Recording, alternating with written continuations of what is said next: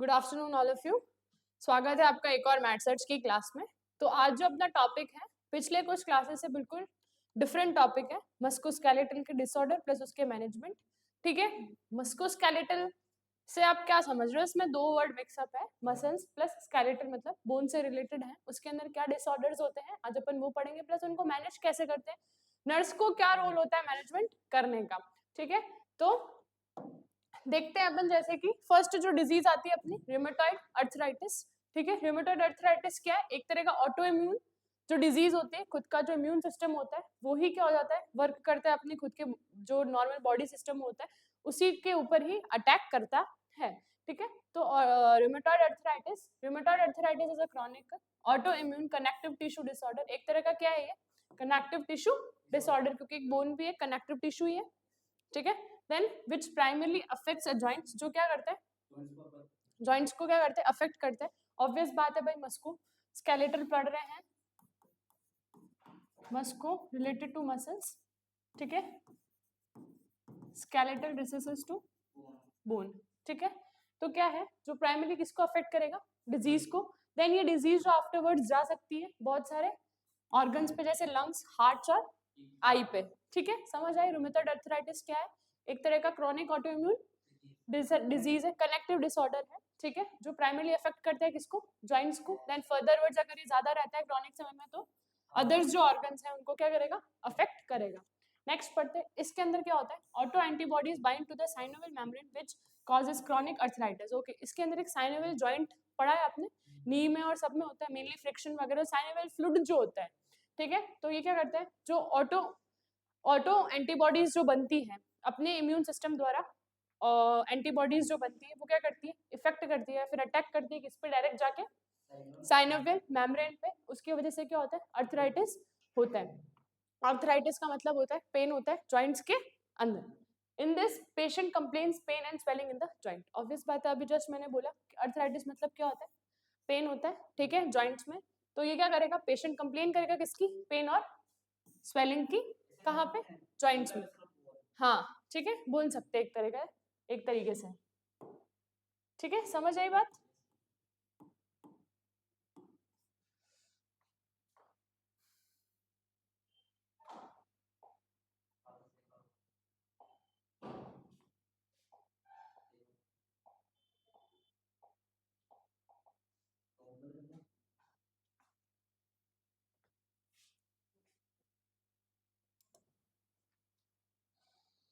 Mainly ये क्या करता है, जो जॉइंट्स होते हैं उनको क्या करता है, अफेक्ट करता है। ठीक है, नेक्स्ट पढ़ते हैं। These antibodies can detect in the patient blood is known as rheumatoid factor. Okay, ये जो एंटीबॉडीज होती है मेनली किसमें, सीरम में पाई जाएगी। सीरम मतलब ब्लड के अंदर ये क्या पाई जाएगी, एंटीबॉडीज जो भी बनती है। ठीक है, जो भी एंटीबॉडीज बनती है ब्लड के अंदर पाई जाएगी, उसको क्या बोलेंगे अपन, रूमेटॉइड फैक्टर। समझ आ गया यहाँ तक, कोई प्रॉब्लम? रूमेटॉइड अर्थराइटिस पढ़ रहे हैं, मस्कुलोस्केलेटल का फर्स्ट डिसऑर्डर है अपना। ठीक है, मस्कुलोस्केलेटल मतलब क्या होता है, मसल्स प्लस स्केलेटल जो भी बोन है उसके डिफॉर्मिटीज या डिसऑर्डर पढ़ रहे हैं। उसके अंदर सबसे पहला है अपना रूमेटॉइड अर्थराइटिस। रूमेटॉइड अर्थराइटिस क्या है, एक chronic autoimmune connective tissue disorder है। ठीक है, क्योंकि ये प्राइमरी अफेक्ट करता है किसको, जॉइंट्स को। फर्दर वर्ड्स अगर ये क्रॉनिक टाइम में रहता है तो यहाँ पे किसको अफेक्ट करेगा, लंग्स को, हार्ट को और आईज को। ठीक है, नेक्स्ट नीचे आते हैं। तो ये जो ऑटो एंटीबॉडीज जो बनती है, ऑटो मतलब सेल्फ, ठीक है, जो एंटीबॉडीज अपनी इम्यून सिस्टम जो बनाता है वो किसके ऊपर इफेक्ट करेगा, साइनोवियल मेम्ब्रेन के ऊपर। ठीक है, साइनोवियल मेम्ब्रेन, साइनोवियल फ्लूइड। ठीक है, ये सब कहाँ पे, जॉइंट्स में पाए जाते हैं, ताकि आपका जो मोशंस वगैरह होते हैं वो इजी हो, रेंज ऑफ मोशन भी आपका अच्छा हो। ठीक है, वो उसमें अफेक्ट करते हैं। प्लस अगर इनके अंदर ये जो ऑटो इम्यून है, ऑटो एंटीबॉडीज जो है वो डायरेक्ट अटैक करती है किसके ऊपर, साइनोवियल मेम्ब्रेन के ऊपर। उसकी वजह से क्या हो सकता है आपको, क्रॉनिक अर्थराइटिस। मेनली अर्थराइटिस में कंप्लेन किसकी होती है, जॉइंट्स की और स्वेलिंग की। किसके अंदर, जॉइंट्स में। ठीक है, देन अब अपन पढ़ते हैं जो ऑटो एंटीबॉडीज जो भी बनती है वो ब्लड के अंदर डिटेक्ट होती है, उसको रूमेटॉइड फैक्टर बोला जाता है। ठीक है, यहाँ तक क्लियर। नेक्स्ट चलते हैं कि भाई अब रिस्क फैक्टर और कॉज क्या है, एग्जैक्ट कॉज और रिस्क फैक्टर के भाई किन किन चीजों से रूमेटॉइड अर्थराइटिस आपको हो सकता है। एग्जैक्ट कॉज जो है वो क्या है, अननोन है। तो पॉसिबल है क्या पढ़ेंगे, रिस्क फैक्टर ही पढ़ेंगे, कॉज तो पता नहीं। तो रिस्क फैक्टर के अंदर ऑब्वियस बात है genetic factor, exposure to infectious agent, कोई भी इन्फेक्शियस एजेंट से के आप एक्सपोज में आए हो, ठीक है, आपकी एज बढ़ रही है उस हिसाब से, स्ट्रेस है, आप ज्यादा थके हुए रहते हो, देन स्मोकिंग, अगर आप स्मोकिंग कर रहे हो तो आपको रूमेटॉइड अर्थराइटिस होने के चांसेस हैं, ठीक है।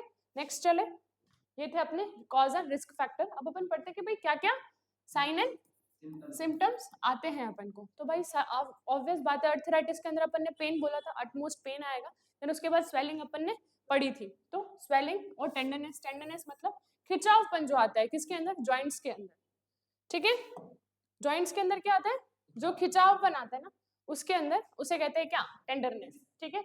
Moderate to severe joint pain, भाई पहले तो धीरे धीरे होगा, लेकिन एट द एक स्टेज पे आएगा तब आपको जो जॉइंट होगा वो कैसा हो जाएगा, बहुत ज्यादा सीवियर पेन होगा। Stiffness of the joints usually in morning, आपके जो जॉइंट्स है वो अकड़ जाएंगे, स्टिफ हो जाएंगे, मतलब अकड़ जाएंगे एक ही जगह मॉर्निंग के अंदर, जब आप सो के उठोगे तब आपके जो जॉइंट्स है वो कैसे हो जाएंगे, स्टिफ हो जाएंगे। आपको कैसा फीवर आएगा, low grade, loss of appetite, आपको भूख नहीं लगेगी, आपकी जो मसल्स है वो कैसी हो जाएगी, वास्टिंग, उसका प्रोटीन निकलने लग जाएगा। देन पॉलीआर्थराइटिस मतलब अलग अलग जगह पे बहुत ज्यादा अर्थराइटिस होने लग जाएगा, मतलब अलग अलग जॉइंट्स पे बहुत सारे जॉइंट्स, पॉली मतलब बहुत सारे, अर्थराइटिस मतलब इन्फ्लामेशन, और ठीक है।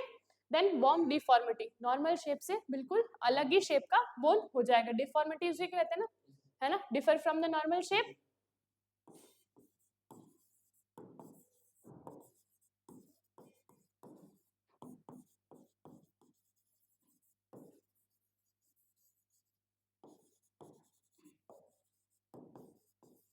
ठीक है, समझ आई बात। नेक्स्ट चले आगे, ये थे अपने क्या, अब अपन पढ़ते हैं क्या दूसरा, सेप्टिक अर्थराइटिस। भाई सेप्टिक अर्थराइटिस में क्या होता है, ये भी एक तरह का इन्फेक्शियस अर्थराइटिस ही है, इन्फेक्शन की वजह से बोन के ऊपर अटैक होगा। Inflammation of any joint of the body due to bacterial invasion is known as septic arthritis, ठीक है भाई। किसी भी बोन का इन्फ्लेमेशन हो रहा है या फिर किसी भी जॉइंट का इन्फ्लेमेशन हो रहा है, किसकी वजह से, कोई भी बैक्टीरिया की वजह से, उसको अपन क्या बोलेंगे, सेप्टिक अर्थराइटिस। समझ आ गई बात। नेक्स्ट चले, अब इसके भी क्या कॉज है, ऑब्वियस बात है भाई, बैक्टीरिया का नाम लिया है तो बैक्टीरिया प्रेजेंट होंगे, स्टेफाइलोकोकस ऑरियस सबसे कॉमन कॉज किसका, सेप्टिक अर्थराइटिस का, ठीक है। एडल्ट के अंदर, किसके अंदर, हमेशा ध्यान रखना, स्टेफाइलोकोकस ऑरियस जो होता है कॉमनेस्ट कॉज होता है किसका, सब सेप्टिक अर्थराइटिस का किसके अंदर होता है, एडल्ट के अंदर। Then streptococci, Neisseria gonorrhoeae, E coli, Haemophilus influenzae, Pseudomonas, pneumococci, मेनिंजियोकोकाई और साल्मिना स्पेशीज, ठीक है। ये सारे क्या हैं, एक तरीके से कॉज हैं जो डायरेक्ट, हाँ, कॉजेटिव एजेंट हैं जो डायरेक्टली क्या कॉज कराते हैं अपन को, सेप्टिक। समझ आया, क्लियर यहाँ तक। सेप्टिक अर्थराइटिस क्या होता है, बैक्टीरियल के इन्वेजन की वजह से जॉइंट के अंदर इन्फ्लेमेशन होना, सेप्टिक अर्थराइटिस। और रेमेटॉइड अर्थराइटिस मतलब ऑटो एंटीबॉडीज बनती है जो सैनिवल मेम्ब्रेन के ऊपर जाके क्या करती है, अटैक कराती है, इस वजह से क्या होता है, वहां पे इन्फ्लेमेशन हो जाता है। स्वेलिंग और पेन दो चीज होती है किसके अंदर, जॉइंट्स के अंदर, जिसको क्या कहते हैं, अर्थराइटिस, ठीक है। और जो एंटीबॉडी ब्लड के अंदर घूमती है उसको रूमेटॉइड फैक्टर बोलते हैं, ठीक है। नेक्स्ट अपन देखते हैं भाई इसके रिस्क फैक्टर क्या है। अभी तो ये क्या था अपना एग्जैक्ट कॉज, कि भाई ये अगर इन्वेज होंगे आपकी बॉडी के अंदर तो आपको चांस है किसके, सेप्टिक अर्थराइटिस के, ठीक है। तो अगर ये आपकी बॉडी के अंदर इन्वेज हो रहे हैं भाई, इनमें से कोई भी बैक्टीरिया, तो आपको चांस है सेप्टिक अर्थराइटिस के। और ये जो चीजें भाई इनसे हो सकता है, रिस्क फैक्टर वही होते हैं ना कि भाई इनसे हो सकता है। तो जैसे डिलिबिलेटिंग डिजीज, ये क्या होती है कि बहुत ज्यादा वीकनेस वगैरह आने लग जाती है, फिजिकली मेंटली जो पर्सन होता है वो कंसंट्रेट नहीं हो पाता है, ठीक है, उसकी वजह से होता है।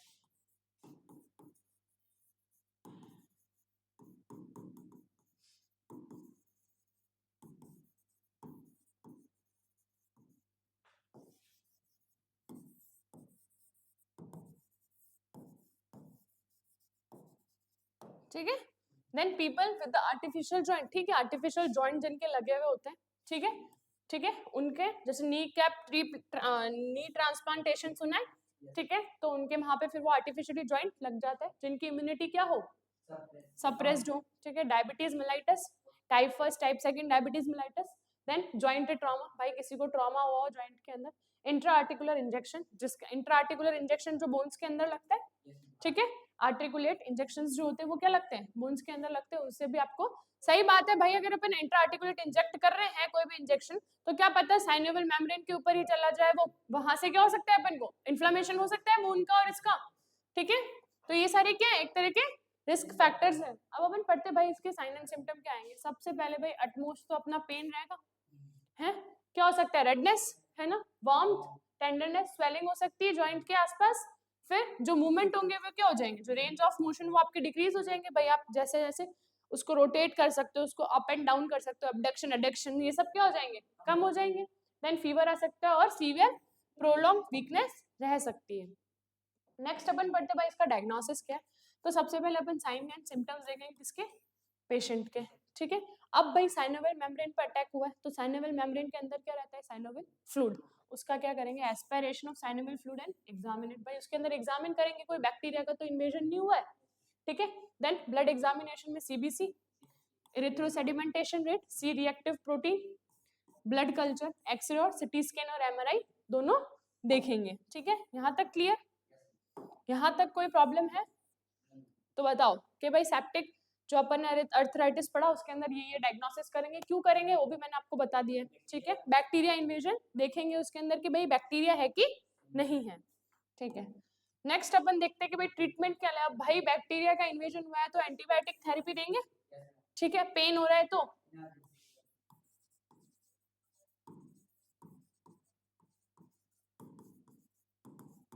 ठीक है, एंटीबायोटिक क्यों देंगे,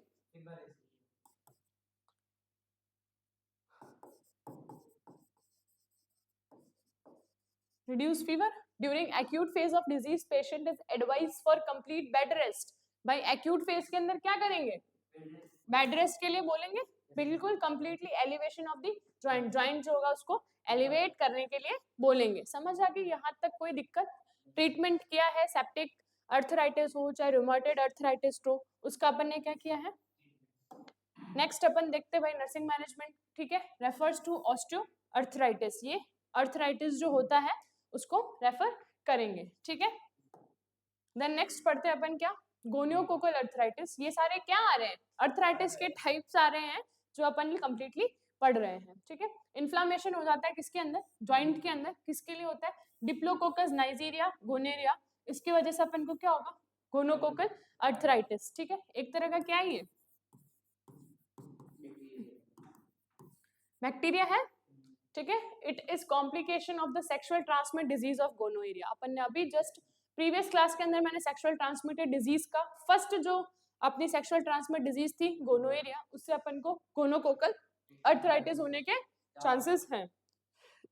then cause is Nigeria gonorrhoea, sexual transmitted gonorrhoea का भी कॉज यही था, ठीक है। नेक्स्ट क्या है ये, रिस्क फैक्टर भाई, अनप्रोटेक्टेड सेक्सुअल इंटरकोर्स करते हो आप, ठीक है। साइन एंड सिम्टम क्या आएंगे, पेन आएगा, रेडनेस होगी, स्वेलिंग होगी, टेंडरनेस कहाँ पे होगी, आपके जॉइंट के अंदर, पेचियल स्किन रैशेस, स्किन रैशेस होने लग जाएंगे भाई।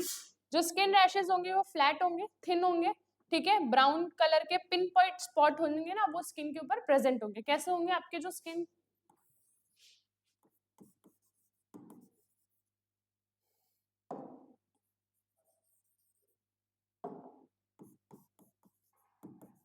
थिन होंगे आपके जो, वो जो स्पॉट होंगे थिन होंगे, फ्लैट, रेड और ब्राउन, पर्पल और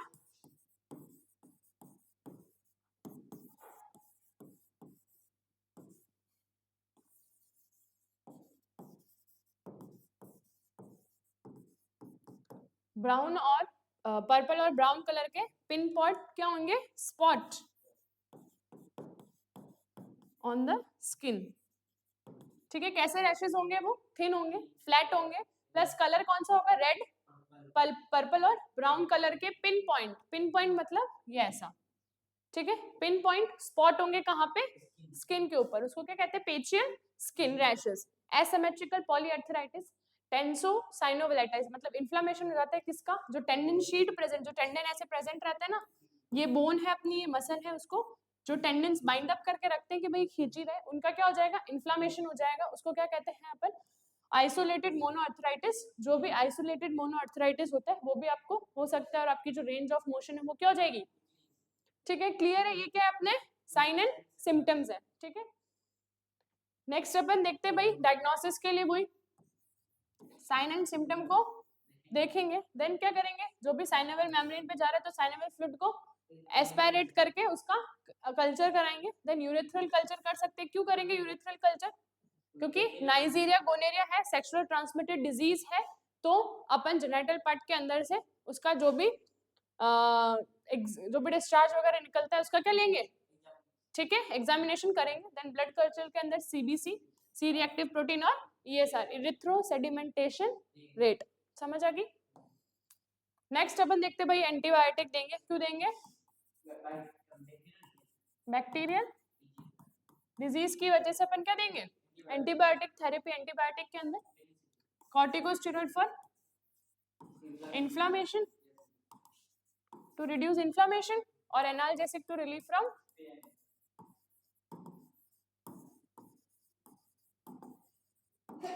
ठीक है,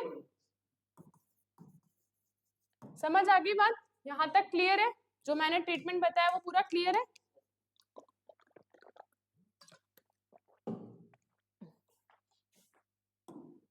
देन आगे बढ़ते हैं, अपन पढ़ते हैं नेक्स्ट जो अपनी डिजीज है वो कौन सी है, ऑस्टियोमाइलाइटिस।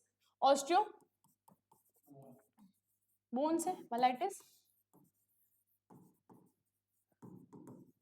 ऑस्टियोमाइलाइटिस के अंदर क्या होता है कि बोन मैरो जो होती है, ठीक है, inflammation of bone marrow caused by bacterial or any bone other germ is known as osteomyelitis, ठीक है, कि भाई इन्फ्लामेशन हो जाता है किसकी वजह से, किसका होता है, बोन मैरो का। क्यों होता है, क्योंकि कोई भी बैक्टीरिया इन्वेस्ट कर दिया होगा, और एनी और bone other germ is also known as osteomyelitis, या फिर कोई और दूसरा जर्म हो सकता है, उसकी वजह से क्या हो सकता है। In children this disease mainly affect a long bone, भाई लॉन्ग बोन को अफेक्ट करती है, ठीक है, ह्यूमर हो गई, ठीक है, ह्यूमर और कौन कौन सी होती है, हाँ फीमर है ना, है ना, और ये सब क्या एडल्ट चिल्ड्रन के अंदर किसको अफेक्ट करेगी, लॉन्ग बोन्स को, और एडल्ट के अंदर किसको, वर्टिब्रा और पेल्विस वाली जो बोन होती है, वर्टिब्रा मतलब पीछे हड्डी होती है, रीढ़ की हड्डी उसको, और पेल्विस ये इलियक पार्ट ये रहा, देन वहां से जो है ना वहां पे 3 बोन होती है, ठीक है, कौन कौन से, इम्यूनेटेड बोन होती है, सैक्रल और कोकिक्स, है ना, सैक्रल और कोकिक्स ही होती है, लास्ट में इम्यूनेटेड बोन में इलियम, स्टेज और प्यूबिस तीनों आती है, उससे बनके क्या मिलता है, पेल्विस बनता है पूरा। देन नेक्स्ट अपन पढ़ते हैं क्या कॉजेस क्या रहते हैं भाई किसके, अभी अपन ऑस्टियोमाइलाइटिस के कॉजेस भाई मेनली तो क्या होता है इसके अंदर, बैक्टीरियल इन्फेक्शन होगा, ठीक है, ऑल्दो इन सम केसेस कौन सा वायरल और फंगल इन्फेक्शन भी हो सकता है। तो इसके जो माइक्रो ऑर्गेनिज्म जो कॉजेटिव एजेंट है वो कौन कौन से होते हैं, स्टेफाइलोकोकस ऑरियस मैंने बोला था मोस्ट कॉमन टाइप है, देन एंटेरोबैक्टर, ई कोलाई, प्रोटोयू, केबिलीज और सूडोमोनास, ठीक है, ये सारे क्या है, एक तरह के माइक्रो ऑर्गेनिज्म है जो अफेक्ट करते हैं अपने जॉइंट्स को या बोन मैरो को, तो क्या करवाएगा वो अपन को, ऑस्टियोमाइलाइटिस, ठीक है। नेक्स्ट क्या है, रिस्क फैक्टर क्या है, वो तो मेन कॉजेटिव एजेंट थे, ये रिस्क फैक्टर डेबिलिटिंग डिजीज, मैंने अभी जस्ट प्रीवियस डिजीज में बताया था क्या होता है, इंजरी हो गई या फिर आपकी इम्यूनिटी, ठीक है। देन अपना क्लिनिकल फीचर्स आता है क्या, साइन एंड सिम्टम्स जो भी हैं, फीवर और चिल्स, आपका जो टेम्परेचर होगा वो बढ़ा हुआ रहेगा, प्लस आपको कपकपाहट होगी, बोन के अंदर पेन, ऑब्वियस बात है अगर इन्फ्लामेशन हो रहा है तो पेन तो होगा, रेडनेस और टेंडरनेस दोनों रहेगी, कहाँ पे, लोकल एरिया पे, मतलब जहाँ पे बोन है वहीं पे। देन स्वेलिंग रहेगी local, Malaysia, range of motion, जो भी मोशन करने का जो भी रेंज था वो क्या हो जाएगा, डिक्रीज हो जाएगा, प्लस रेस्टलेसनेस मतलब थकावट रहेगी। अब मेरे तो डायग्नोसिस, भाई डायग्नोसिस के अंदर साइन एंड सिम्टम्स को क्या करो देखो, देन जो भी ब्लड कल्चर है वो करेंगे, क्यों, कॉजेटिव एजेंट फाइंड आउट करने के लिए। अब ब्लड एग्जामिनेशन करेंगे सीबीसी देखने के लिए, सी रिएक्टिव प्रोटीन, ठीक है, ईएसआर देखेंगे, बोन एक्सरे करवाएंगे कि बोन के अंदर कोई डिफॉर्मिटी तो नहीं है, बोन को स्कैन प्लस बोन की बायोप्सी लेंगे, अब एमआरआई भी करवाएंगे, ठीक है, ताकि अंदर से अच्छा वाला विजुअल स्कैन अपन ले सके। अब नेक्स्ट अपना क्या है, ट्रीटमेंट, भाई ट्रीटमेंट के लिए क्या करना है, एंटीबायोटिक थेरेपी दे दो, बैक्टीरिया है ना, बैक्टीरियल डिजीज है, एंटीबायोटिक थेरेपी दे दो, कितने 4 से 6 वीक के लिए पेनिसिलिन दे दो, एडमिनिस्टर कर दो। सर्जिकल मैनेजमेंट के लिए क्या करना है, it include surgical removal of dead bone और infected tissue as per needed, ठीक है, जो भी वहां की जो ये बोन है लॉन्ग बोन को अफेक्ट करेगी मेनली, और एडल्ट के अंदर वर्टिब्रा और पेल्विस वाली बोन को। तो भाई ये बोन क्या हो गई, अपनी डेड हो गई है, तो इसके अंदर जो सर्जिकली रिमूव करेंगे जो भी इफेक्टेड बोन है उसको निकाल लेंगे, ठीक है, इन्फेक्टेड बोन जो भी है डेड बोन है उसको क्या करेंगे, निकाल देंगे, और जो टिश्यूज है उनको भी रिमूव आउट कर देंगे। एंटीपायरेटिक ताकि नॉर्मल बॉडी टेम्परेचर क्या रहे, मेंटेन रहे। एनाल्जेसिक ड्रग ताकि पेन के अंदर क्या हो, ठीक है, समझ आई।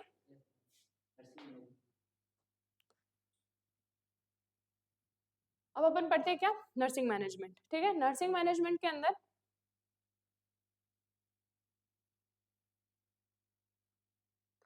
नर्सिंग मैनेजमेंट के अंदर अपन देखते हैं जैसे कोई भी मेडिकेशन हो उसको 5R रूल से क्या कराओ आप, एडमिनिस्टर करवाओ, ठीक है। इनकरेज करो पेशेंट को कि बेड रेस्ट करे, इम्प्रूव करो भाई उसकी जनरल हेल्थ स्टेटस को, उसके बाद उसकी एक्टिविटी देखो, फिर उसके रेंज ऑफ मोशन को इंक्रीज करो एज पर उसकी जनरल हेल्थ स्टेटस को देखते हुए, उसको असिस्ट करो कि आपकी डेली एक्टिविटी आप परफॉर्म करो जब अगर रिक्वायर्ड हो तो। For maintaining normal body temperature, ठीक है, अगर आपका टेम्परेचर क्या हो, बड़ा हो तो उसको कोल्ड स्पॉन्ज करो, एडमिनिस्टर करो कि एंटीपायरेटिक जैसे पीसीएम, उसको प्रिवेंट करो किससे, कोई भी सेप्टिक टेक्निक यूज करो जब आप पेशेंट की क्या कर रहे हो, ठीक है। समझ आ गई बात। इस पूरे पैराग्राफ में क्या लिखा हुआ था कि भाई अगर आपको नॉर्मल बॉडी टेम्परेचर करना है तो आप उसको सबसे पहले कोल्ड स्पॉन्ज करवाओ, उससे भी नहीं हो रहा तो एंटीपायरेटिक दो, एंटीपायरेटिक में क्या दो, पीसीएम, ठीक है। सेकेंडरी इन्फेक्शन से क्या करो, प्रोटेक्ट करो, तो स्ट्रिक्ट सेप्टिक टेक्निक यूज करोगे तो किस तब यूज करोगे जब पेशेंट की आप केयर कर रहे हो। अब उसको क्या करो, पेशेंट को और उसके फैमिली मेंबर्स को भाई इंफॉर्मेशन प्रोवाइड करवा दो कि ये डिजीज है और ऐसी इसकी प्रोसेस रहेगी, प्लस उसको इमोशनल सपोर्ट दे दो। अब अपना पढ़ते हैं ट्यूबरक्लोसिस ऑफ स्पाइन। ट्यूबरक्लोसिस से आप जानते हो इसमें भी बैक्टीरिया आएगा, मायोबैक्टीरियम ट्यूबरक्लोसिस, ठीक है। अब वो स्पाइन में जाके इन्वेड हो गया है, भाई जा सकता है वो, तो जो टीबी है वो जा सकती है, तो ये कौन, इसको क्या कहते हैं अपन, पॉट्स डिजीज भी बोलते हैं, ठीक है। Spine tuberculosis mainly affect lower thoracic, ठीक है, लोअर थोरैसिक मतलब थोरैसिक वाला पार्ट है उससे लोअर थोरैसिक, अपर लंबर वर्टिब्रा, जो लंबर की जो अपर वर्टिब्रा है उसको अफेक्ट करती है और लोअर थोरैसिक को करेगा, ठीक है। सर्वाइकल के नीचे थोरैक्स, ठीक है, फिर लंबर सैक्रल कोकिक्स, ठीक है। तो लंबर का अपर वाला पार्ट प्लस जो लोअर थोरैसिक है, लोअर थोरैसिक में क्या आ रहा है, ठीक है, लंबर वगैरह ही आ रही है ना, वो करेगी, अफेक्ट करेगा, ठीक है। देखते हैं मेन कॉज मायोबैक्टीरियम ट्यूबरक्लोसिस, ठीक है, क्यों, टीबी का मेन कॉज यही है ना, तो टीबी कहाँ हो रही है अब, स्पाइन में, वो माइग्रेट कर गई है। देन मोड ऑफ इन्फेक्शन क्या है, वही Mycobacterium tuberculosis mainly affect the lungs. This infection may spread the spine through the blood circulation. मैंने क्या बोला, वो एक तरह से माइग्रेट कर गई, आपको पहले लंग्स के अंदर जाएगी, ठीक है, लंग्स से ब्लड सर्कुलेशन में होकर आपके स्पाइन को अफेक्ट कर सकती है, ठीक है। Then it occurs less than 1% of pulmonary tuberculosis patient, किसमें हो सकती है ये, पल्मोनरी ट्यूबरक्लोसिस पेशेंट में हो सकती है ये, ठीक है, 1%। फिर अब क्लिनिकल मैनिफेस्टेशन, भाई पेन होगा, ऑब्वियस बात है, ठीक है। काइफोसिस बन जाएगा, काइफोसिस लोडोसिस हमने सुना है, काइफोसिस इसके अंदर क्या होती है, वर्टिब्रा एक जो जैसे अपनी वर्टिब्रा ये किसी की आगे हो जाती है किसी की पीछे हो जाती है, कोई यूं करके चलता है कोई यूं करके चलता है, वैसा हो जाता है, ठीक है। देन वेट लॉस होगा, ठीक है, क्या होगा, एनोरेक्सिया होगा, डिफिकल्टी इन एम्बुलेशन, एक जगह बैठने में तकलीफ है, फीवर होगी, कफ होगा, मलेशिया, पैराप्लेजिया मतलब एक साइड का पैरालाइज हो सकता है आपको, ठीक है।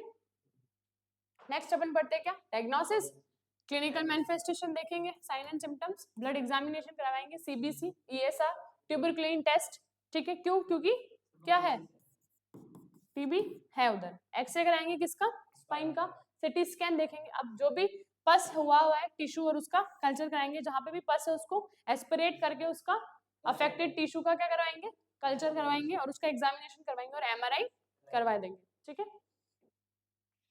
नेक्स्ट अपना ट्रीटमेंट, भाई क्या देंगे, एंटीक्यूबेटरल ड्रग, ठीक है, टीबी है, टीबी को रिड्यूस या फिर रिलीफ करने के लिए क्या देंगे, एंटीट्यूबरसिल ड्रग जैसे आइसोनाइड, रिफामाइसिन, पैराजियानाइन और इथाम्ब्यूटोल, ठीक है, ये सारी क्या है, एंटी ट्यूबरकुलोसिस ड्रग है। और अभी अपन क्या पढ़ रहे हैं, ट्यूबरक्लोसिस इन स्पाइन, समझ आ गई, यहाँ तक कोई प्रॉब्लम है,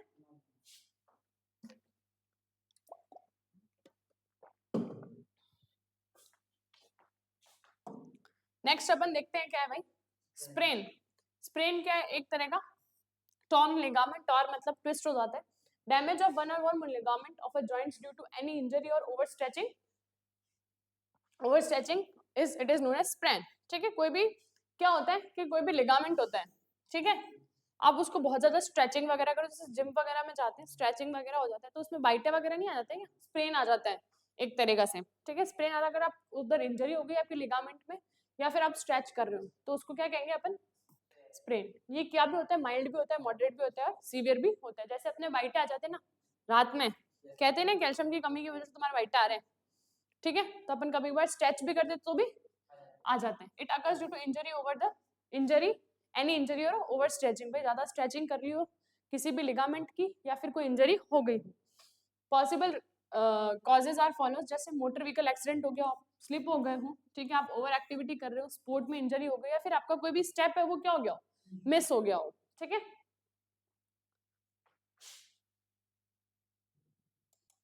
ओके, अब अपन क्या देखते हैं उसके साइन एंड सिम्टम्स। भाई पेन होगा, तुमने ओवर स्ट्रेच कर दिया है उसको, तो क्या होगा आपको, पेन, वार्मथ, गर्म मास थोड़ी फील होगी, स्वेलिंग आ सकती है, टेंडरनेस होगा वहां पे, ब्रूशिंग मतलब क्या होगी, स्किन का डिस्कलरेशन हो जाएगा।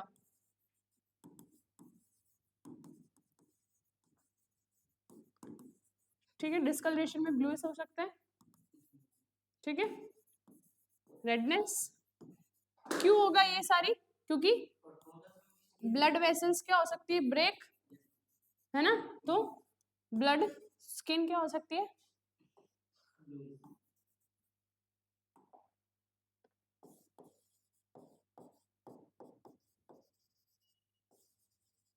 कलर में change, decrease mobility of affected limb, भाई अब तुम्हारे पाँव में हुई है तो तुम जैसे चल रहे हो तो तुम्हारी जो मोबिलिटी है वो क्या हो जाएगी, ठीक है, डिस्टर्ब हो जाएगी प्लस डिक्रीज हो जाएगी। नेक्स्ट अपन देखते हैं उसके डायग्नोसिस, भाई साइन एंड सिम्टम देखेंगे, फिजिकल एग्जामिनेशन करेंगे, एक्सरे, सीटी स्कैन और एमआरआई, ताकि आप अच्छे से विजुअली इमेज ले सको। अब ट्रीटमेंट के माइल्ड केसेस के अंदर क्या करेंगे, भाई कोई ट्रीटमेंट की जरूरत नहीं, ट्रीटमेंट मॉडरेट टू सीवियर के अंदर क्या भाई ट्रीटमेंट की जरूरत है, मेनली क्या करते हैं अपन, और वहां पे अगर खिंचाव है तो वहां पे कोल्ड एप्लीकेशन मतलब बर्फ का सेक, ठीक है, एंड नॉन एनएससीआईडी ड्रग्स दे देते हैं, कौन सी, आइबुप्रोफेन, ठीक है, स्प्लिंट का यूज करो, स्प्लिंट भी आगे पढ़ेंगे क्या होता है। Surgical repairing is done in the severe case, अगर सीवियर केसेस है तो आपका सर्जरी होगा। ठीक है, नेक्स्ट अपन पढ़ते हैं क्या, नर्सिंग मैनेजमेंट क्या करेंगे, भाई वाइटल साइन असेस करेंगे, जनरल हेल्थ स्टेटस देखेंगे, भाई severity of sine and symptoms देखेंगे, उसके बाद में क्या करेंगे,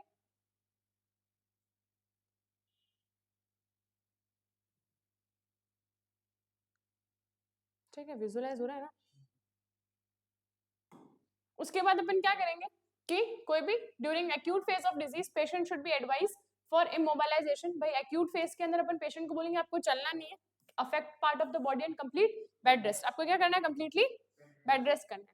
अप्लाई क्या करना है भाई, कोल्ड, ठीक है, जहां पे भी डॉक्टर ने प्रिस्क्रिप्शन दिया हो, जो भी अफेक्टेड लिम्ब है उसको क्या करना है, एलिवेट करके ही रखना है, मतलब ऊपर की तरफ ही रखना है, एडमिनिस्टर करना है कोई भी ड्रग, कौन से रूल से यूज करना है, स्प्लिंट अगर डॉक्टर ने आपको क्या किया हो, प्रिस्क्रिप्शन दिया हो। During acute phase of the disease encourage the patient for crutch walking, अगर आप एक्यूट फेज है डिजीज का तो आप पेशेंट को इनकरेज करो कि क्रच वॉकिंग करें, मतलब धीरे धीरे स्टेप बट करें। ठीक है, देन नेक्स्ट अपन पढ़ते हैं क्या,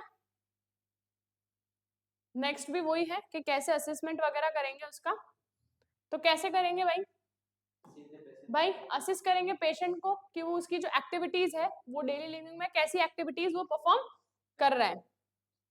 ठीक है, देन अपन क्या करेंगे, इंप्रूव करेंगे क्या, जनरल हेल्थ स्टेटस, और पेशेंट को इंकरेज करेंगे कि वो क्या करे, लाइट एक्सरसाइज करे प्लस वेट वियरिंग भी धीरे धीरे उठाएं, प्रोवाइड करवाओ इमोशनल सपोर्ट पेशेंट को और पेशेंट के फैमिली मेंबर्स को, और अगर सर्जिकल मैनेजमेंट है तो प्रॉपर क्या करवाओ उसको, प्री ऑपरेटिव केयर दो और पोस्ट ऑपरेटिव नर्सिंग केयर दो।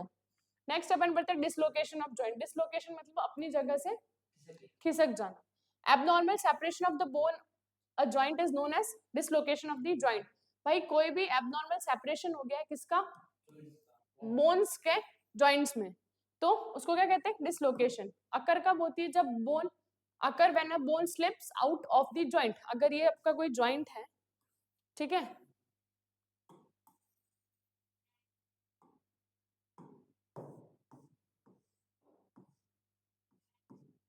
ये आपकी बोन अंदर, आपने कुछ ज्यादा ही किया है, ठीक है, आपने कुछ ज्यादा ही, आपकी फिजिकल एक्टिविटी आप जो करते हो वो आपने किया है, देन उससे क्या हो गया, जो बोन ये अंदर लोकेट है, ठीक है, ये बोन अंदर लोकेट, अब यहाँ से ये बोन क्या हो जाएगी,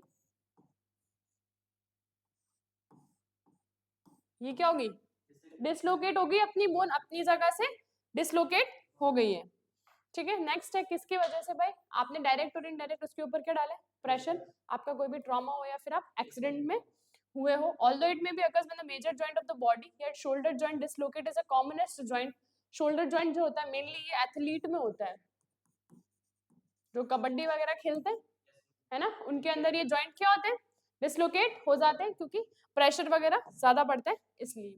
सीवियर पेन होगा, साइन एंड सिम्टम्स देखें तो सीवियर पेन होगा आपको, ठीक है, टेंडरनेस, स्वेलिंग होगा किस पे, जॉइंट पे, जॉइंट के अंदर deformities by shape and size में डिफरेंट आ जाएगा, देन ब्रूइशिंग मतलब क्योंकि ब्लड वेसल्स क्या हो जाएगी यहाँ पे, अगर पेस्ट वगैरह हो सकती है, ठीक है, तो क्या होगा, ब्रूइशिंग और रेडनेस ओवर द एरिया, और जो भी वो फंक्शन करती है वो क्या कर सकती है, लॉस्ट हो सकते हैं। फिर अपन पढ़ते हैं उसका डायग्नोसिस, वही क्लिनिकल मैनिफेस्टेशन देखेंगे पेशेंट का,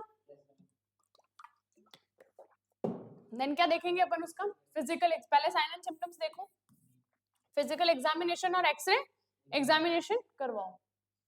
अब अपन करते हैं ट्रीटमेंट, भाई क्लोज रिडक्शन करवाना एक प्रोसीजर होता है जिसके अंदर क्या भी दोनों जो बोन सेपरेट हुई हुई उनको उसी जगह पे वापस लाया जाता है ताकि जो उसका अलाइनमेंट हो वो सही हो जाए, विदाउट ये कि एक सर्जिकल प्रोसेस है, surgical without surgical process, without surgical process के अंदर आप ये किया जाता है, फिर उसके बाद में उसको क्या देते हैं, सेडेटिव देते हैं या फिर एनेस्थेटिक एजेंट देते हैं अगर उसको जरूरत होती है तो, ठीक है, अगर एनेस्थीसिया नहीं देंगे तो उसको पेन बहुत ज्यादा होगा, ठीक है। ये क्या है, close reduction without surgical process है ना, विदाउट सर्जरी होता है, ये समझ आ गई बात, क्या किया जाता है इसके अंदर कि जो दोनों बोन सेपरेट हुई हो, ये दोनों बोन सेपरेट हो गई हो, उसको अपनी प्लेस जगह पे रखा जाता है, ठीक है, ठीक है, और करेक्ट अलाइनमेंट बिठाया जाता है, समझ आ गई, without surgery. Analgesic and antipyretic drugs are used, अगर एनाल्जेसिक दो पेन को रिलीफ करने के लिए और एंटीपायरेटिक दो फीवर को कम करने के लिए,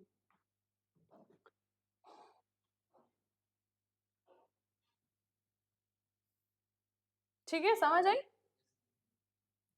देन अब क्या करवाना है, nursing management hot and cold application करवानी, जहाँ पे भी वो बोन डिसलोकेट हुई सब डॉक्टर ने प्रिस्क्राइब किया हो तो एनाल्जेसिक देना है, एनाल्जेसिक ऑइंटमेंट लगाने के लिए बोलना है उसको, ठीक है, क्यों, जहाँ पे वो भी जो भी अफेक्टेड साइड है वहां पे इमोबिलाइज करना है, जो भी, भाई तुम तुम्हारी जगह से नहीं चलोगे, ठीक है, तुम इमोबिलाइज हो जाओ क्योंकि तुम्हारे जो जॉइंट है वो डिसलोकेट है। While changing the position, provide adequate support to the affected limb. अगर आप पोजीशन चेंज कर रहे हो तो जो भी लिम्फ आपका हुआ है, जो भी लिम्फ में आपको प्रॉब्लम है, आप उसको अच्छी तरीके से सपोर्ट करो अफेक्टेड लिम्फ को, ठीक है। Then assist the doctor and close the reduction, assist करो भाई डॉक्टर को कि भाई क्लोज रिडक्शन करवा दो हमारा। Assist the patient in performing activities of daily life, जो भी एक्टिविटी कर रहा है वो डेली लाइफ में उसको क्या करो आप, असिस्ट करवाओ, ये किसका काम होता है, नर्स का। After improving the general health status, आपकी जो जनरल हेल्थ स्टेटस है वो अगर इम्प्रूव हो गई हो तो इंक्रीज कर लो एक्टिविटी लेवल में और इनकरेज करो पेशेंट को कि वो exercise, refer the patient to the physiotherapist, वो फिजियोथेरेपिस्ट के पास में उस पेशेंट को। अब अपना है नेक्स्ट है कौन सा, फ्रैक्चर, फ्रैक्चर में क्या होता है, बोन का टूट, जो कम्युनिकेटेड बोन होती है उनका break down, any break in the continuity of the bone is called fracture, भाई सही बात है, ये कंटिन्यूटी आपकी बोन की है बीच में, ये क्या हो गया, कंटिन्यूटी इज ब्रेक, है ना, ये क्या होगी, ब्रेक होगी, बोन उसकी कंटिन्यूटी क्या होगी, ब्रेक हो गई है, उसको क्या बोलेंगे अपन, ठीक है। इट मे बी पार्शियली और कंप्लीटली, ये क्या हो सकता है, इसमें आप टाइप्स ऑफ फ्रैक्चर पढ़ते हैं, जैसे अपन ने पढ़ा क्या, ओपन फ्रैक्चर, है ना, ओपन फ्रैक्चर पढ़ा अपन ने, ओपन फ्रैक्चर के अंदर ओपन फ्रैक्चर होता है, कोल्ड क्लोज फ्रैक्चर होता है, ओपन फ्रैक्चर के अंदर क्या होता है, कि हड्डी भी टूट गई, ब्लड वेसल्स खून वगैरह निकल गए, ठीक है। It is also known as compound fracture, इसको अपन क्या बोलते हैं, एक तरीके से कंपाउंड फ्रैक्चर बोलते हैं इसको, ठीक है, इसको एक कंपाउंड फ्रैक्चर बोलते हैं। प्लस ऐसा टाइप का ये फ्रैक्चर होता है जिसके अंदर कंटिन्यूटी, स्किन भी टूट जाती है और फ्रैक्चर साइड भी, बोन भी ब्रोक होती है, स्किन भी जाती है। Due to break of the continuity skin is fracture when a bone is exposed. इसके अंदर क्या, स्किन भी जाएगी आपकी, सेकंड बोन, ठीक है, स्किन के साथ साथ ब्लड वेसल्स वगैरह सब कुछ टूटेगा, ठीक है। क्यों, क्योंकि जब फ्रैक्चर हो रहा था बोन का तो इस तरीके से टूटा है कि स्किन भी क्या हो गई, रप्चर, ठीक है। अब close fracture, this type of fracture skin above the fracture side remain the intact. जो स्किन होती है इसके अंदर सिर्फ क्या होता है, बोन ही, बोन की कंटिन्यूटी ब्रेक होती है ना, बट स्किन जो होती है वो, स्किन रिमेन इंटैक्ट, है ना, ठीक है। ये अपना क्लोज्ड फ्रैक्चर। कंप्लीट फ्रैक्चर क्या होता है, इट में affect the bone broken into two parts. ये आपकी बोन है, कंप्लीट फ्रैक्चर में ये आपकी बोन है पूरी, ये दो पार्ट में डिवाइड हो गई, ठीक है, कंप्लीटली टूट गई है, इसको क्या कहते हैं अपन, complete fracture. Incomplete, this affect the bone is broken partially, मतलब वो आधी आधी टूट, did not break and into two parts, वो टू पार्ट्स के अंदर नहीं ब्रेक हुई है, ये ऐसी, ठीक है। तो ये क्या आपकी बोन अनकम्प्लीटली फ्रैक्चर है। Communicated fracture, this type of fracture is affected bone is broken into the same fragment. जो बोन के जो बोन है वो सेम फ्रेगमेंट के अंदर टूटी है, ठीक है, समझ आ गई बात। नेक्स्ट अपन देखते हैं क्या,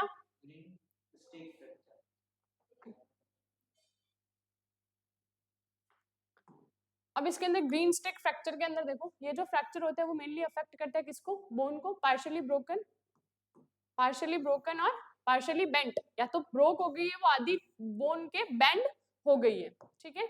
it is a commonest type of fracture found in children, किसके अंदर मिलता है ये, चिल्ड्रंस के अंदर। After the fracture the bone looks like broken green stick. Green stick को देते हैं कैसे ब्रोक होती है, तुमने नीम की लकड़ियों को ब्रोक किया कभी, देखते नहीं हो इतनी, ये नीचे वाली जो होती है वो ऐसे हो जाती है, बाकी ऊपर ऐसे टूट जाती है, टूटती है कि नहीं टूटती, वैसे।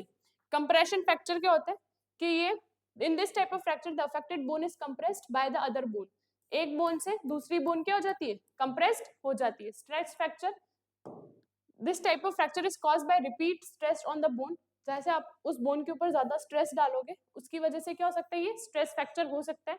It is meant is not caused by any trauma, ये किसी भी ट्रॉमा के थ्रू नहीं होता है, और कोई भी पैथोलॉजिकल डिजीज इसके अंदर नहीं होती है। Pathological fracture, in this type of fracture due to the weakness of bone produced by any pathological disease such as osteoporosis. Osteoporosis के अंदर क्या हो जाती है, जो आपकी बोन होती है वो कैसी हो जाती है, मधुमक्खी के छाले जैसी, है ना, खोखले जैसी हो जाती है, तो उसकी वजह से ये पैथोलॉजिकल फ्रैक्चर हो गया। Hairline fracture, this is characterized by minute crack on the affected bone, it is also known as stress fracture। ये मिनट क्रैक की फ्रैक्चर बोन कहलाती है, ठीक है, इसको स्ट्रेस फ्रैक्चर भी बोला जाता है, ठीक है। आपको क्लियर हुआ है टाइप्स ऑफ फ्रैक्चर ये होते हैं, ठीक है, समझ आ गई टाइप्स ऑफ फ्रैक्चर, ठीक है। कौन कौन से थे, open, closed, complete, incomplete, communicated fracture. Then आपका आता है ग्रीन स्टिक, कंप्रेशन। कंप्रेशन ये अपना ये सर पे लगती है, कंप्रेस्ड नहीं हो जाता है क्या वो। स्ट्रेच फ्रैक्चर, पैथोलॉजिकल और हेयर लाइन। अब अपन पढ़ते हैं क्या नेक्स्ट, इसके रिस्क फैक्टर। भाई मोटर व्हीकल एक्सीडेंट हो गया, आप कहीं से गिर गए, आपको ऑस्टियोपोरोसिस हो रहा है, पैथोलॉजिकल फ्रैक्चर हो जाएगा, ठीक है। देन आपके विटामिन डी की डिफिशियंसी और कैल्शियम की, भाई कैल्शियम भी क्या काम आता है, बोन्स को फॉर्म करने में, ठीक है, और विटामिन डी भी, ठीक है। देन फिजिकल स्ट्रेस हो और मेटास्टैटिक बोन डिफेक्ट हो, आपका कोई भी बोन डिफेक्ट हुआ हो, मेटास्टैटिक बोन डिफेक्ट हो, तो आपको क्या हो सकता है, फ्रैक्चर। नेक्स्ट अपन पढ़ते हैं क्या, क्लिनिकल मैनिफेस्टेशन। भाई पेन होगा फ्रैक्चर की साइड पे, सराउंडिंग एरिया पे, स्वेलिंग आ सकती है और रेडनेस आ सकती है, टेंडननेस, क्रिप्टिटेशन हो सकता है। क्रिप्टिटेशन मतलब क्या होता है, भाई कोई साउंड आ सकती है, ऐसी साउंड जैसे टूटने वाली साउंड नहीं आती है क्या, ठीक है, तब आप जॉइंट को ऐसे ऊपर नीचे करोगे तब, ठीक है। क्रंचिंग साउंड और sensation hurt of Fehling in joint, ठीक है, क्रंचिंग साउंड आ सकती है। अरे क्या है रे यार, सही से नहीं चल रहा आज तो बोर्ड भी।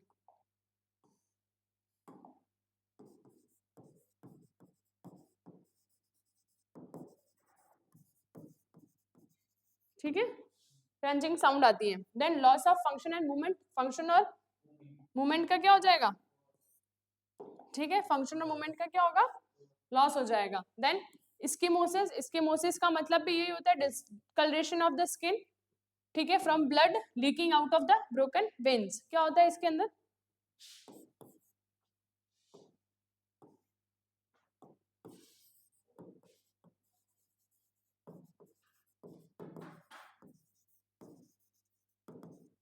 discoloration of skin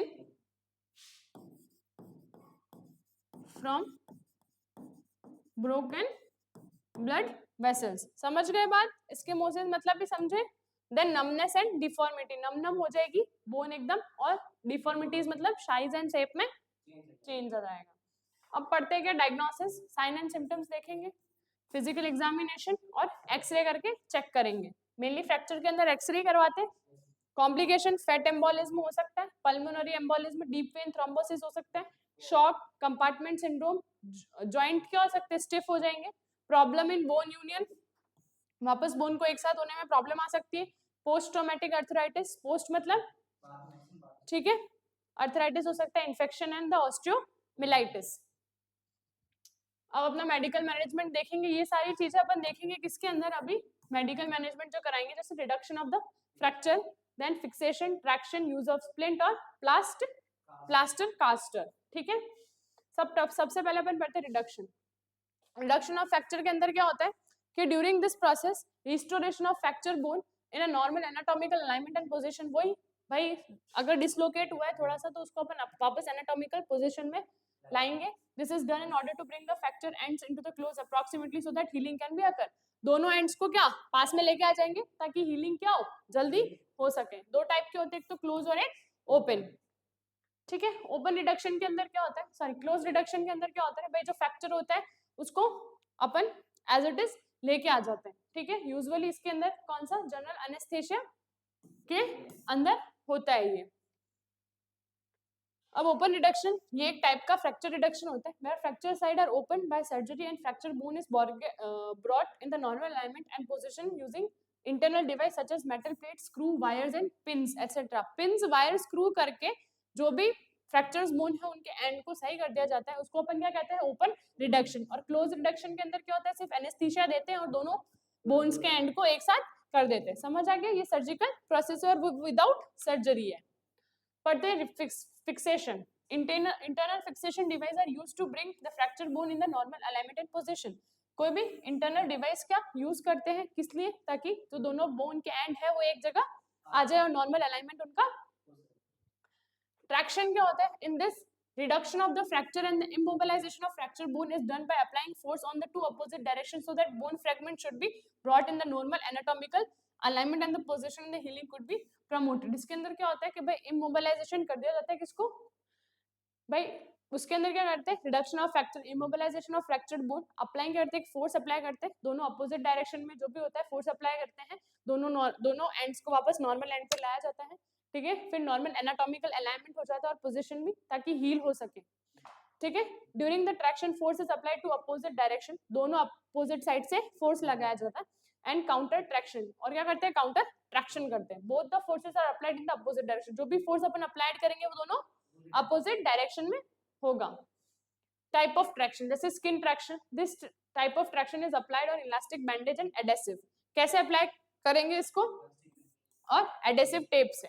एग्जांपल जैसे बस्क ट्रैक्शन, बेरेंट ट्रैक्शन, रसल ट्रैक्शन और पेल्विक ट्रैक्शन, ये सारे स्किन ट्रैक्शन के टाइप्स है। अब स्केलेटल ट्रैक्शन में पढ़े तो वही इंसर्टिंग पिन और वायर के थ्रू फोर्स लगाएंगे ताकि वो सही आ जाए। अब यूज ऑफ स्प्लिंट, स्प्लिंट क्या होता है, splints are used to immobilise और provide a support to the fracture bone. क्या करता है भाई, ये फ्रैक्चर बोन को क्या करने के लिए काम आता है भाई, सपोर्ट देने के लिए काम आता है मेनली तो, ठीक है। और उसको इमोबिलाइज ताकि वो हिले ना उसकी स्पेस से, इसलिए स्प्लिंट, ठीक है, स्प्लिंट यूज करते हैं। अब भाई प्लास्टर, प्लास्टर पीओपी सुना है, प्लास्टर जो बांधते हैं अपन, प्लास्टर ऑफ पेरिस, ठीक है। These plaster of Paris are the device which is used to protect and immobilise the fracture. जो भी फ्रैक्चर बोन हो रही हो उसको प्लास्टर से पैक कर दिया जाए ताकि वो हिले ना, ठीक है, और उसको प्रोटेक्ट किया जाए। अब सिम्टोमेटिक ट्रीटमेंट क्या है भाई, in the case of fracture symptomatic treatment are given as per need, जैसे एंटीबायोटिक थेरेपी, एनाल्जेसिक देंगे और एंटीपायरेटिक ड्रग्स देंगे, ठीक है भाई। नर्सिंग असेसमेंट, नर्सिंग मैनेजमेंट करना है तो सबसे पहले असेस करेंगे, जैसे vital sign, general health status देखेंगे, सीवियरिटी कौन सा साइन एंड सिम्टम आएगा, मेनली तो पेन आएगा, ठीक है। फिर ability to move the affected body part, के भाई वो जो बॉडी पार्ट अफेक्ट है उसको मूव कर पा रहा है कि नहीं। Characteristics of pen eight affected side पे, किस टाइप का पेन हो रहा है अफेक्टेड साइड पे। लॉस ऑफ फंक्शन है, एबिलिटी टू सेल्फ केयर पे, खुद केयर कर सकता है कि नहीं, एक्टिविटी जो भी वो टॉलरेट कर पा रहा है कि नहीं, न्यूट्रिशन लेवल क्या है उसका, एंजाइटी लेवल क्या है, नॉलेज रिगार्डिंग उसके जो डिजीज हुई है उसके रिगार्डिंग उसका नॉलेज क्या है। अब अपन बढ़ते हैं क्या, डीजेनरेटिव कंडीशंस ऑफ जॉइंट, कि भाई जॉइंट के अंदर कौन कौन सी कंडीशंस हो सकती है। तो फॉलोइंग डीजेनरेटिव डिजीज कौन कौन सी होती है, ऑस्टियोआर्थराइटिस, ऑस्टियोपोरोसिस और गॉइट। मेनली फर्स्ट लेते हैं अपन osteoarthritis, it is also known as degenerative joint disease, or wear and tear arthritis, इसको क्या बोल सकते हैं अपन, wear and tear arthritis. It is in progressive degenerate disease of joint that occurs due to cartilage degeneration. किस लिए होता है ये, कार्टिलेज डीजेनरेशन की वजह से। जैसे एडवांस एज के अंदर ओबेसिटी हो सकती है, ठीक है, जॉइंट इंजरी हो गई, जेनेटिक फैक्टर्स हो गए हो, ठीक है, एक्सेसिव स्ट्रेन हो गया हो, तो तुमने ज्यादा स्ट्रेन लगा लिया हो जॉइंट या मसल्स पे, फीमेल के ज्यादा चांसेस होते हैं, क्यों, मेनोपॉज हो जाता है तब, है ना, और बोन डिफॉर्मिटी हो तब। भाई क्लिनिकल फीचर्स देखो, pain in joint, progressive type का पेन होता है, स्टिफ हो जाती है, ठीक है, स्वेलिंग आ सकती है, क्रिप्टिंग साउंड आ सकती है, प्रेजेंस ऑफ हर्टबर्न नोड्यूल्स, वहां पे नोड्यूल्स पाए जा सकते हैं, इनएबिलिटी टू परफॉर्म, जो भी डेली एक्टिविटीज होती है परफॉर्म नहीं कर पाएगी, रेंज ऑफ मोशन भी क्या हो जाएगा, डिक्रीज, और मोबिलिटी भी क्या डिक्रीज हो जाएगी, ठीक है। अब पढ़ते हैं इसका डायग्नोसिस, वही साइन एंड सिम्टम देखेंगे, फिजिकल एग्जामिनेशन, एक्सरे और एमआरआई, ताकि विजुअल इमेज ले सकें। समझ आ गई बात कि भाई बोन कैसी है। नेक्स्ट पढ़ते ट्रीटमेंट देंगे भाई पेन के लिए, एनाल्जेसिक सच एज NSAID, है ना, infection of corticosteroid drugs to the joint, पे इंजेक्शन देंगे किसका, कॉर्टिकोस्टेरॉइड का, कहाँ पे, जॉइंट्स के अंदर। मसल्स रिलैक्सेंट देंगे क्योंकि मसल्स के अंदर टेंडरनेस आ रही थी, पेन हो रहा था, इसलिए मसल रिलैक्सेंट, और फिजिकल थेरेपी या फिर ऑक्यूपेशनल थेरेपी देंगे।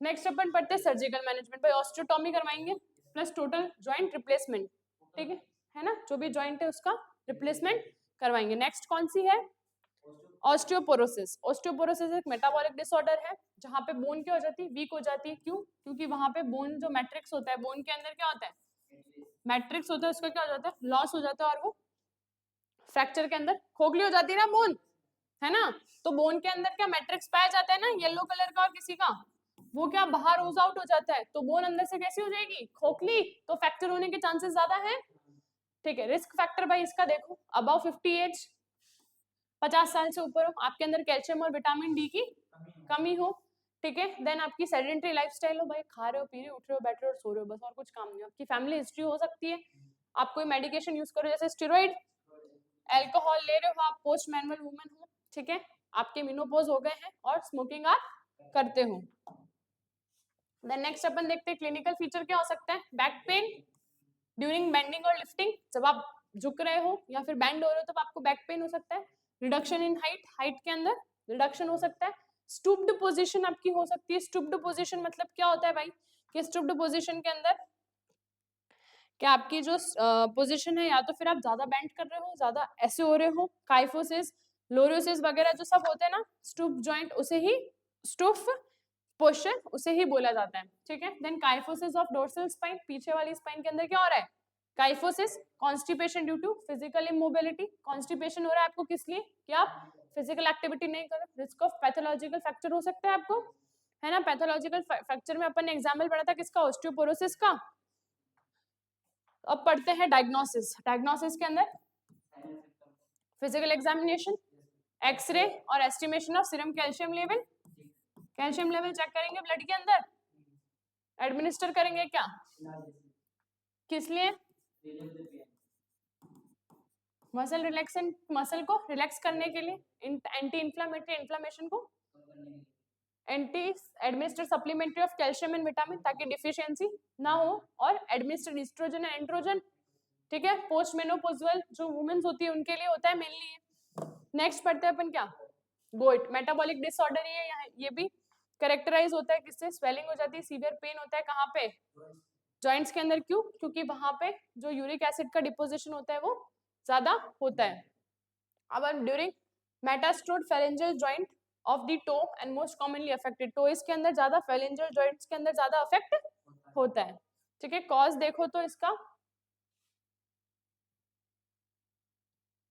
दो टाइप के होते हैं, प्राइमरी और सेकेंडरी। प्राइमरी के अंदर इनहेरिटेड मतलब जन्मजात होगा, या फिर आपके किसी बुजुर्गों से आपके पास आया है। सेकेंडरी गोइट के अंदर जैसे मल्टीपल माइलोमा हुआ हो आपको, ठीक है, ये स्किन कैंसर माइलोमा जो होता है उसके अंदर कैंसर हो गया। Renal disease in excretion of uric acid by renal disorder हो, आप यूरिक एसिड ज्यादा कर रहे हो या फिर यूरिक एसिड का ज्यादा डिक्रीज हो गया हो, पॉलीसिस्टीमिया हो गया हो। ठीक है, पॉलीसिस्टीमिया मतलब सारे ब्लड सेल्स जो होती है उनका डिक्रीज हो जा। ठीक है, कीमोथेरेपी हुई हो या आपकी रेडियोथेरेपी हुई हो, आपको सर्टेन ड्रग्स दे दो जैसे थियाजाइड डायूरेटिक्स या लिवाडोपा और एस्पिरिन दे दियो। Then next risk factor diet की वजह से, जैसे हाई मीट और सी फूड खाते हो, इनटेक ऑफ फ्रक्टोज, शुगर ज्यादा लेते हो, फैमिली हो, हेल्थ हिस्ट्री हो, रिसेंट सर्जरी और इंजरी हुई हो या ओबेसिटी हो। क्लिनिकल फीचर्स में देखें भाई, सीवियर पेन, ठीक है, जो क्या करेगा, अफेक्ट करेगा जॉइंट को, स्वेलिंग आ सकती है, redness, tenderness, warmth, limit range of motion कम होगी, प्यूरिटाइटिस, इसके अंदर ब्लेडर का इन्फ्लामेशन हो सकता है। Then anorexia, restlessness and malaise, self care deficient, self खुद की care, presence of atrophy, presence होगा ट्रोफी का।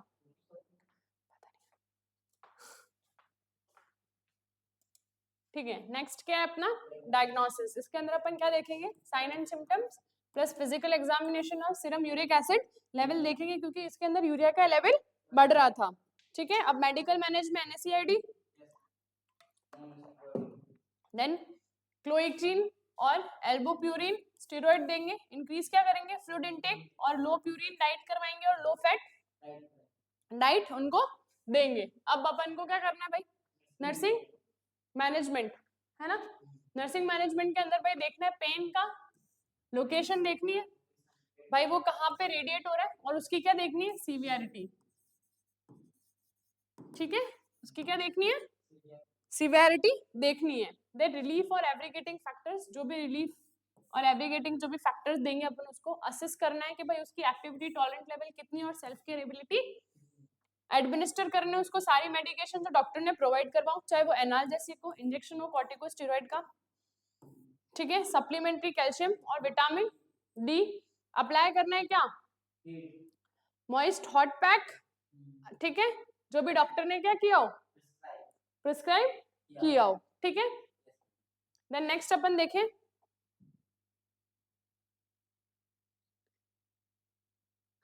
नेक्स्ट देखते हैं भाई, during acute phase of disease advise the patient to take complete bed rest. जब आपको एक्यूट फेज हो किसका, डिजीज का, तब आप एडवाइस करो पेशेंट को कि आप कंप्लीट, ठीक है, अगर आपको ऑस्टियोपोरोसिस का केस है, ऑस्टियोपोरोसिस का अगर केस है, देन आपको पैथोलॉजिकल फैक्टर इंक्रीज करो भाई, एनवायरनमेंट को एडवाइस करो उसको कि भाई एक्स्ट्रा प्रिकॉशन वो लेवे, ठीक है, और प्रिवेंट करे भाई उसको सर्जरी इंजरी ना हो भाई। अगर प्रोवाइड करना है उसको कैल्शियम सप्लीमेंट, फॉरेस्ट और विटामिन डी सप्लीमेंट डाइट उसको देनी है। इंक्रीज करना है उसका हाइड्रेशन लेवल, ठीक है, अगर पेशेंट के अंदर वो कॉन्ट्राइंडिकेटेड नहीं है तो increase the excretion of uric acid. तो वो क्या करेगा, अगर आप fluid बढ़ाओगे,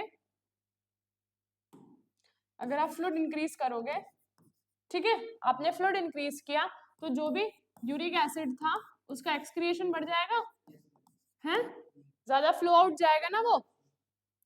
then in the case of gout provide a low purine diet, आपको कौन सी लो प्यूरिन डाइट करानी है और लो फैट डाइट आपको उसको प्रोवाइड करवानी, अवॉइड करना है उसको ऑरेंज मीट और सी फूड, क्या मना कर देना है, नहीं खाना है। एडवाइस करना है पेशेंट को to take citric foods in adequate amount. Citric foods मतलब खट्टे, जिसके अंदर लेमन हो गया, ऑरेंज हो गया, है ना। Then obese patient should be advise for weight reduction, जो भी मोटापा है उनको बोलो कि आप वेट लॉस करो। प्रोवाइड करो information to the patient and family members regarding disease process. Next अपना क्या है, बोन ट्यूमर। ट्यूमर मतलब वही कि जहां पे एक्सेसिव ग्रोथ हो रही हो ठीक है। देन क्या है, abnormal uncontrol and uncoordinate growth of the bone tissue is known as bone tumour. Classification primary और सेकेंडरी बोन ट्यूमर।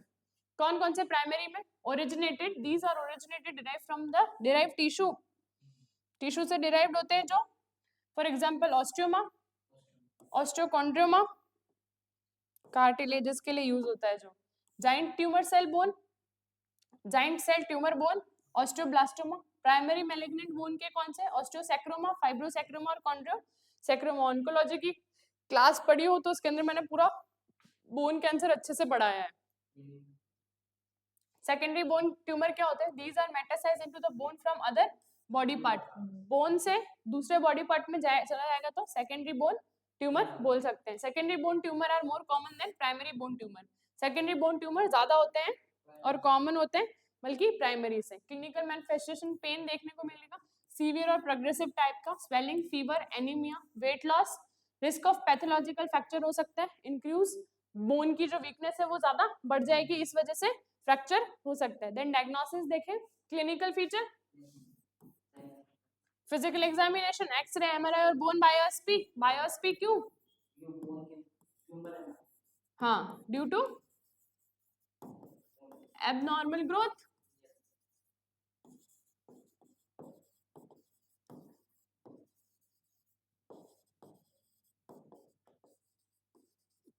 ठीक है, सेल और टिश्यू की एबनॉर्मल ग्रोथ हो रही है इसलिए। ट्रीटमेंट देंगे भाई रेडियोथेरेपी और कीमोथेरेपी। ठीक है, limb sparing surgery in this tumour and some part of normal bone is removed surgically. क्या होता है कि भाई ट्यूमर जो नॉर्मल बोन के जो कुछ पार्ट होते हैं वो क्या कर दिए जाते हैं, amputation is affected limb is removed surgically. अगर बहुत ज्यादा ट्यूमर हो चुका है तो उस पार्ट का क्या कर देंगे, एम्पुटेशन। ठीक है, एम्पुटेशन ही कर देंगे उसका। अब अपन पढ़ते हैं क्या, नर्सिंग मैनेजमेंट। ठीक है, दिख रहा है ना ये, कंप्लीटली है ना। चलो, नर्सिंग मैनेजमेंट के अंदर वाइटल साइन असेस करेंगे, जनरल हेल्थ स्टेटस देखेंगे, सीवियरिटी देखेंगे किसका, sign and symptoms, then administer करेंगे कीमोथेरेपेटिक ड्रग जैसे प्रिस्क्राइब कराई हो वैसे। पेशेंट को क्या करेंगे, रेडी करेंगे रेडियोथेरेपी के लिए। ठीक है, उनको ये बोलना है कि भाई क्लोजली मॉनिटर उनके जो साइड इफेक्ट्स आएंगे किसके, कीमोथेरेपी और रेडियोथेरेपी के, उसको क्या करना है, क्लोजली मॉनिटर करना है। If present then explain the patient this family member that these are due to chemo. अगर कोई भी साइड इफेक्ट्स आते हैं तो उनको डायरेक्ट ये समझाना है कि भाई ये कीमोथेरेपी और रेडिएशन थेरेपी की वजह से आ रहे हैं, जैसे ये थेरेपी डिसकंटिन्यू होगी वैसे आपके साइन एंड सिम्टम चले जाएंगे। ठीक है, समझ आई बात।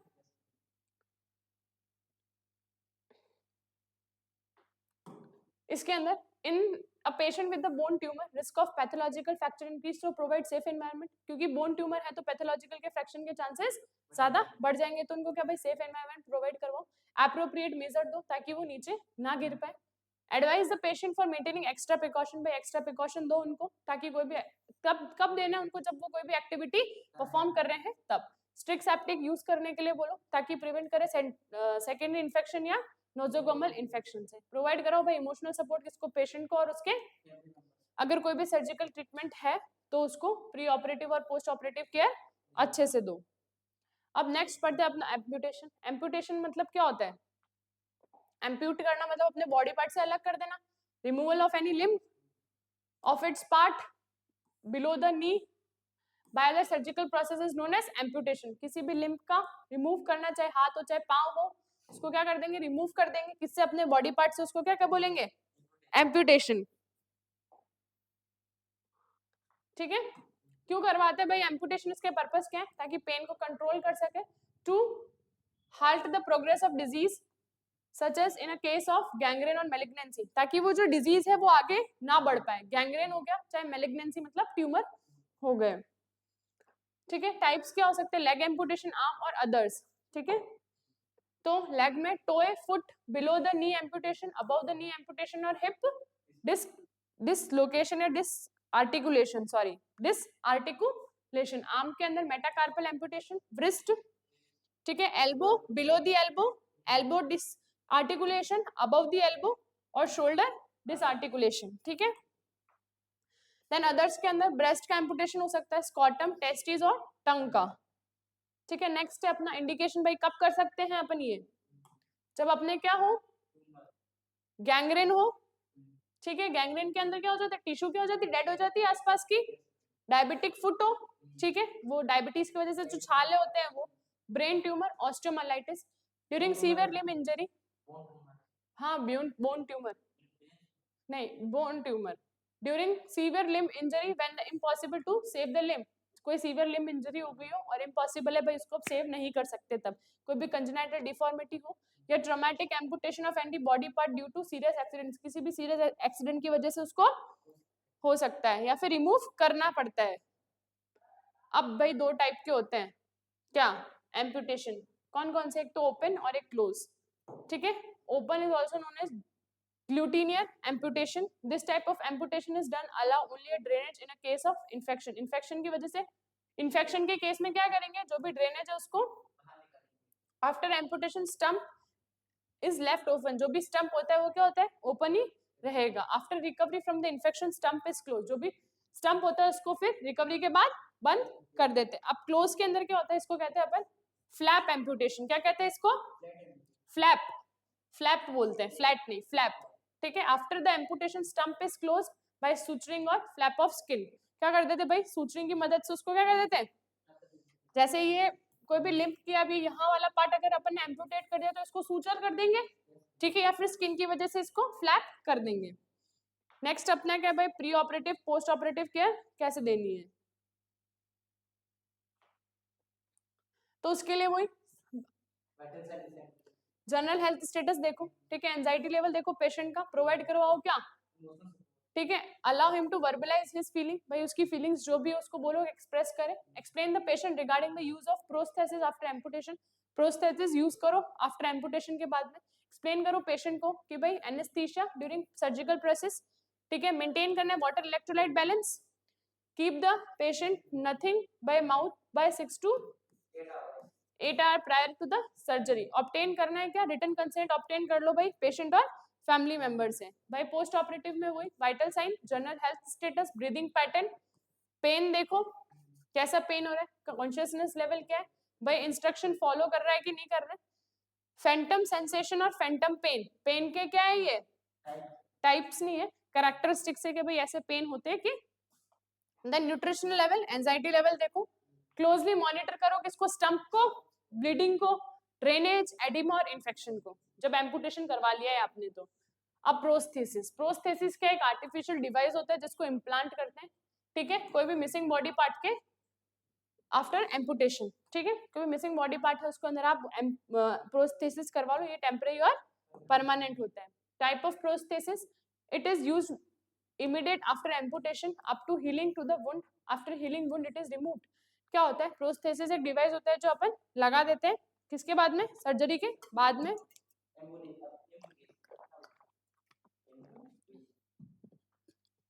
ठीक है, फिर टेम्परेरी के अंदर क्या होता है, जैसे ही वो लगाया, ठीक है, फिर जैसे ही वुंड हील हुआ आप उसको रिमूव कर दो, ठीक है। परमानेंट के अंदर क्या, this type of prosthesis use permanently after healing, जब वो हील हो जाएगा उसके बाद भी यूज करेंगे। टाइप्स क्या है, upper extremities, lower, dental prosthesis, penile prosthesis, maxillofacial prosthesis और ब्रेस्ट प्रोस्थेसिस, ठीक है। ये सारे प्रोस्थेसिस क्या करते हैं अपन, यूज करते हैं, और आज की मस्कुलोस्केलेटल मैनेजमेंट जो भी है वो आज कंप्लीट हो गया है अपना। अब नेक्स्ट अपन क्लास में असेसमेंट पढ़ेंगे इसका, ठीक है।